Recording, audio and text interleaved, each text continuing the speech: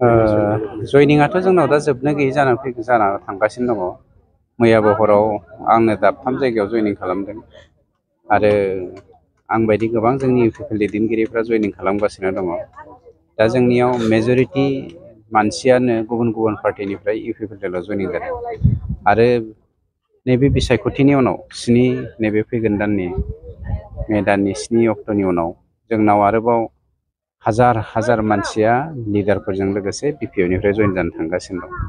बयनिख्रुइ इन्टारेस्टिं मोनसे खोन्थाया जादों दा दिनै बावहाय 37 न'खरा जोंनाव जयेन जाबाय नैबे देवस्रि प्राइमारियाव आरो दाहाय जोंनाव 200निख्रुइबो बांसिन न'खरा जयनिं जाबावगोन।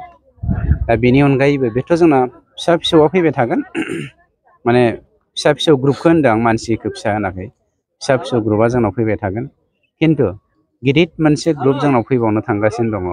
बे ग्रुपआ जादों जोंना मानाव गेदेर दिनैनि बिपिएफनि एमपि बिजाथि खाम्फा बरग'यारिनि दैदेननायाव नैबे बिथाङा केम्पेइनखौ गुबुन गुबुन जायगायाव खालामनो नागारना दा नैबे 14 नं चिरांदुवार ब्लकनि सिङावल' खालामगासिनो दं। बिनि गुबै जाहोनानो जादों एमपि इलेक्सननि उनाव गावजों थाफानाय आगसि आगदा जेसेबां बिपिएफफोर दङ, इउपिपिएल दोलोआव दिनै जोंनियाव 25,000निख्रुइबो बांसिन जोंनाव दा सोद्रोमा दं। बिथांजों लोगोसे 18,000 दङमोन, गायै गायै दा बिथांजों लोगोसे 13,000सो बिपिएफ दङ। बेखौ लानानै बिथाङा मानाव गेदेर प्रमद बर'जों सरजाबफैनानै इउपिपिएल जानायनि लामायाव सिङाव सोलिगासिनो दङ। गतिके केम्पेइना बेसो खाम्फा बरग'यारिनि। रायजो राजाफ्राबो लुबैदों जे आवगायाव बिपिएफ दंमोन, दा बिपिएफआ बायनायनि लामायाव दंगासिनो दं। नाथाय माखासे एमसिएलएफोर एमएलएफोर दंबावो, बैफोरो फैबावोब्ला रायजो राजाफ्रा जुदि बिपिएफखौ इउपिपिएलआव फैनानै जुदि रायजो राजानि थाखाय मोनसे मोजां सुबिदा लाबोजानो लुबैदों। बेनि बेलायाव नोंथाङा गुबै थांखियानो जादों हाग्रामा बिथांनि जि हारिखौ बोखावनाय खान्थि, बे खान्थिखौ साफ्रोमबो बर'आ लुबैयाखै। साफा सानै दालाला हाग्रामा बिथांजों लोगोसे थानानै दालालगिरि खालामबाय थानो मोननायनि खाबुखौ जेब्लायबो लुबैबाय थाखागोन। हिउमेन केरेक्टाराव बिदिया थाखायो। मोख्रानि गेजेराव माखासे मोख्रा दोलोआ गाज्रि खामानि मावग्रा दङ नालाय, ओंखायनो हाग्रामा बिथांखौ बाद दोननानै हाग्रामा बिथाङाबो गाव जुदि बुंथिना लायोब्ला सिगां जा गोरोन्थि जाबाय, दा बिदिखौ आंबो लुबैया।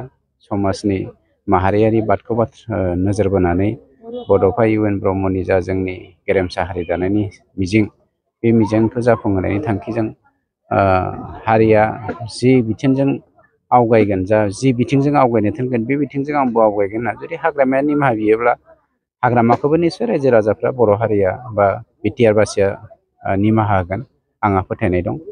अब्लाबो बिथाङा हाजारखि बाब्राबाथों मानो गब'नो नागिरनाय मानसिया जेरै दैनि गुथालजों बुसोमजानानै मेथेखायाव हमज्रां गावखौ बासायनो नागिरो, दा हाग्रामानि अबस्थाया बिदि जानानै ज' जामारोबा थारैनो बर'फोरनि थाखाय माबायदि बेनिफिट जागोन आरो बेयो बर'निल' नङा, दुलाराय जोंनि बिटिआर बासिनि थाखायनो सान्थि, खौसेथि आरो गोरोबलायनायखौ गायसननायाव जों साक्सेसफुल जानो हागोन।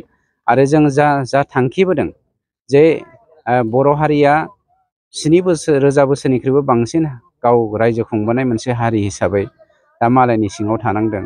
गावनि गाव खुंथायाव जों जुदि मोजाङै हारिखौ दैदेननोब्ला जों खुंगिरिनि गोनांथि जाना फैदों, लेखा गोरों सेंग्रा सिख्लाफोरनि गोनांथि जाना फैदों। नंखायनो बिथाङा जि जुवा, ड्राग्स, माने जौ बायदिसिनाजों थांनाय 17 बोसोराव 365 दिनाव 335 दिनखौनो मेला फाथिनानै समाजखौ फोजोबस्रांबोदोंमोन।